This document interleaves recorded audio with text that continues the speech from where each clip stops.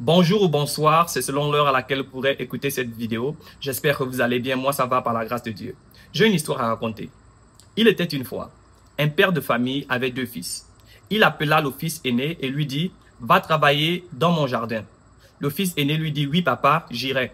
Mais en allant en chemin, il décide de ne pas y aller. Ensuite, le père appelle le fils cadet et lui dit « Va travailler dans mon champ ». Le fils cadet dit à son père « Je n'irai pas ». Mais ensuite, il a changé d'avis, il est allé au champ du père et a finalement travaillé. Qu'est-ce qu'on peut apprendre de cette histoire? Déjà, j'aimerais vous poser la question. Lequel de ces deux a obéi au père? Lequel de ces deux a menti au père? Et lequel de ces deux a été un enfant obéissant? On peut apprendre plusieurs choses de cette histoire, mais je vais juste partager avec vous 2 ou 3 secrets de la vie à travers cette histoire.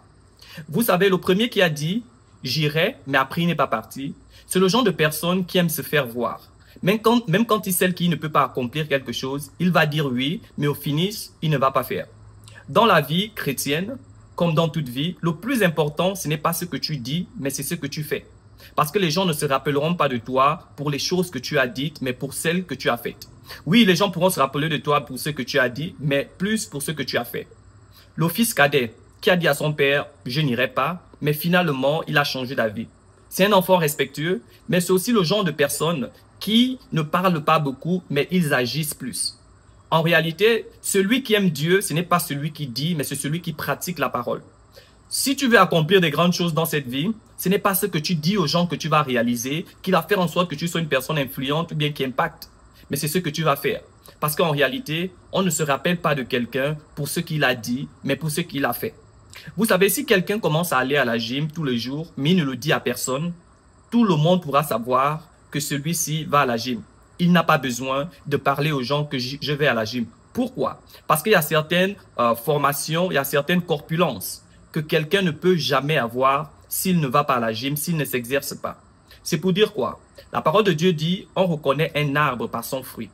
Les gens qui te haïssent et les gens avec qui tu fais la compétition, en réalité, tu n'as pas besoin de ça. Tu as juste besoin de travailler dans le secret et Dieu t'élèvera. Donc, c'est un message comme ça que je voulais partager avec vous, que ne parlez pas de ce que vous ne pouvez pas faire. Aujourd'hui, on a même des gens qui s'engagent dans certaines choses. Ils savent très bien que cet engagement, je ne peux pas le tenir. Je prends un exemple.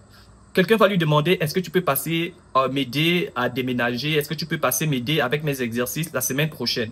Il sait très bien que la semaine prochaine, il est tellement pris qu'il ne pourra pas accomplir cet engagement. Mais il va dire oui pour paraître bien et après, au finish, il ne va pas venir. Il va donner des excuses et pensant que la personne va comprendre. Ce qu'on comprend en réalité, c'est que tu es quelqu'un qui ne respecte pas ses engagements. Donc aujourd'hui, j'aimerais te dire, quand tu sais que tu ne peux pas accomplir quelque chose, ce n'est pas un péché de dire « je ne pourrais pas ». Au lieu de dire « je pourrais » et tu ne l'accomplis pas. Donc c'est quelque chose comme ça que je voulais partager avec vous. Ne soyez pas comme le fils aîné qui dit « je vais faire, je vais faire, je vais faire », mais après il ne fait rien. Mais soyez comme le fils cadet qui ne parle pas beaucoup, mais qui accomplit des choses. On reconnaîtra un arbre par son fruit. Que le Seigneur vous bénisse pleinement.